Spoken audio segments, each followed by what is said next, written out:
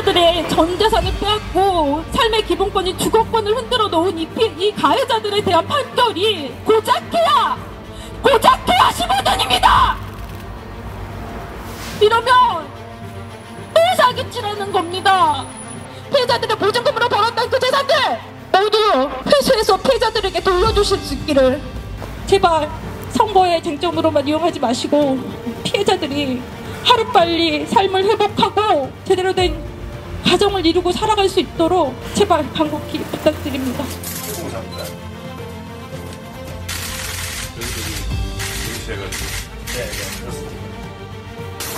해주십시오. 정부 여당이 좀 이런 현장들에 관심을 좀 가져주시면 좋겠습니다. 대체 이걸 왜 반대하는지 전세사기 특별법 지금이라도 신속하게 처리하길 바랍니다. 살아야 정치도 있는 거 아닙니까? 정말 국민들 무서워해야 됩니다.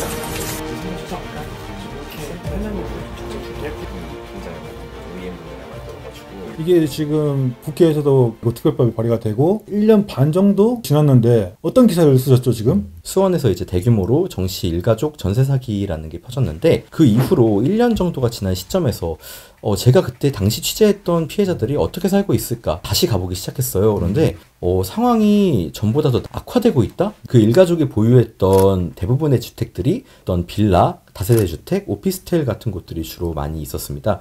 이 일가족 사기단이 했던 수법은 뭐였냐면 이 쪼개기 담보대출이라고 하는 거였어요. 그 건물 하나가 있으면 보통은 우리가 상식적으로 이 건물에 대한 담보를 잡을 때 이 건물 하나를 전체를 두고 몇 억을 빌린다던가 몇십억을 빌리는 방향으로 할 텐데 이쪽은 굉장히 좀 치밀하게 건물 내에서도 뭐 예를 들면 1호부터 4호실까지 있다면 1호실, 3호실만 묶어가지고 쪼개서 이렇게만 담보를 받고 또 2호실, 4호실만 쪼개서 또 이렇게 담보를 받으니까 한 2호실을 계약하는 사람들 같은 경우에는 이 전체 건물에 있는 이 담보 빚이 반토막밖에 안 보이는 거예요. 그러니까 사람들도 여기 빚 얼마 안 되네? 하고 계약을 했다가 전세 사기 당한 거고 경매 같은 경우에는 이제 현행법상 공동 담보로 묶여 있는 이 사람들이 모두 동의하지 않으면 이제 경매가 진행이 되지 않습니다.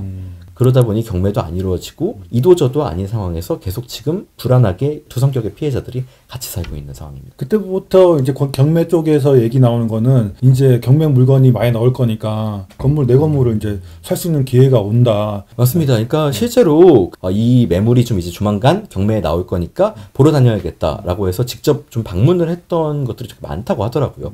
그래서 일부 주택 같은 경우에는 이제 오피스텔 그 건물 앞에다가 경매꾼들 오지 마라 하고 적극적으로 반대하는 그런 의사의 플랜카드를 붙인 곳도 있고 이 셀프 낙찰이라고 하죠. 이 피해자들이 피해를 최소화하기 위해서는 경매에서 셀프로 낙찰을 받아야 되는데 만일 경매꾼들이 올 시에는 그 경매가가 높아지기 때문에 그래서 이제 피해자들은 최대한 이 건물에 경매를 사람들이 입찰하지 말아달라. 우리가 알아서 할 테니까 제발 이곳을 좀 또다시 어떤 부동산의 투기장으로 만들지 말라라고 주장을 하는 상황이고요. 특별법 같은 거는 정부나 경기도에서 뭐 아무런 대책이 없는 겁니까 지금?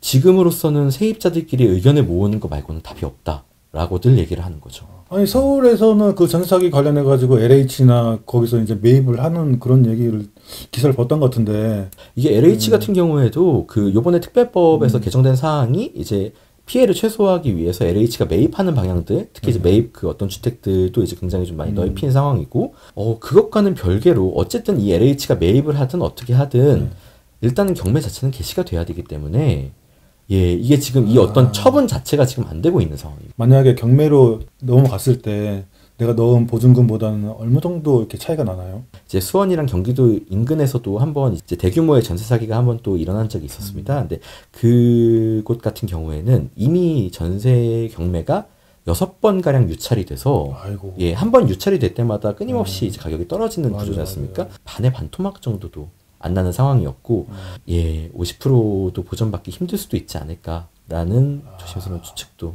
이제 만일 이제 경매가 진행이 된다면 그 경매에 필요한 이제 또 돈이 있지 않습니까? 그 돈까지도 이제 지원을 해준다고 정부에서는 이제 그렇게 얘기를 했는데 사실은 이제 피해자들한테 얘기 들었을 때는 그 대출도 사실 현장에서는 그렇게 쉽진 않다고 하더라고요. 은행 현장에서도 자기들은 뭐 그런 거 들은 적이 없다 이렇게 얘기를 하는 경우도 있고 아니면 우리 지점은 안 되니까 다른 지점에 가봐라 라고 하는 경우도 있고. 그거 갔다 오시니까 좀 어떤 생각이 들었는지. 사람들이 사회적인 재난이라고 하더라고요. 어떤 이런 사회적 참사 앞에서도 그러니까요. 국가의 역할이 좀 필요하다라는 생각이 드는. 자기가 모아온 일평생의 재산을 우리가 가장 많은 곳에 투자하고 있는 게 주거인데 나의 전 재산이 날아갔다라고 하는 그 상실감은 이루 말할 수가 없는 상황인 거죠. 피해자 대다수가 저와 또래들이었어요. 예, 이 사회 초년생 시작부터 이런 어떤 억 단위의 사기를 당했을 때 고통과 상실감과 이루 말할 수가 없는 상황인 거죠.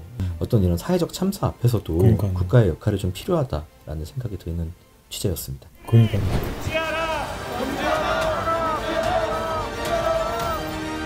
안녕하십니까. 저는 24살 사회초년생 허민우라고 합니다. 어제 저녁에 이런 말을 해도 될지 모르겠지만 8번째 희생자가 될 뻔했습니다. 이렇게 사는 것이 정말 맞는지 저는 정말 의문이 들고 있습니다. 서울 시민 여러분, 전세 사기 문제는 바로 우리들의 문제입니다. 전세 사기 외면 말라! 외면 말라! 외면 말라!